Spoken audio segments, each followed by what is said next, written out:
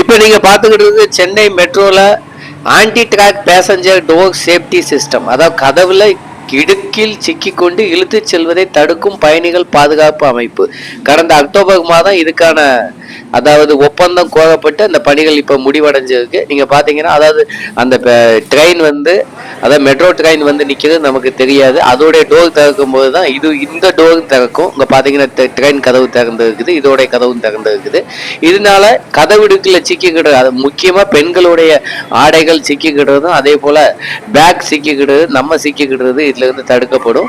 அது மூலம் ட்ரெயின் கிளம்பும் போது யார் சிக்கியிருந்தாலும் உடனே நிறுத்தப்படும். ஏஐ தொழில்நுட்பத்துடன் கூடிய அந்த அமைப்பானது ஓட்டுநருக்கும் மற்றும் கட்டுப்பாட்டு அறைக்கும் செய்தியை தெரிவிக்கின்றது. உடனே அந்த ரயிலானது நிறுத்தப்படுகின்றது. அதன் மூலம் விபத்துகள் தடுக்கப்படுகின்றன.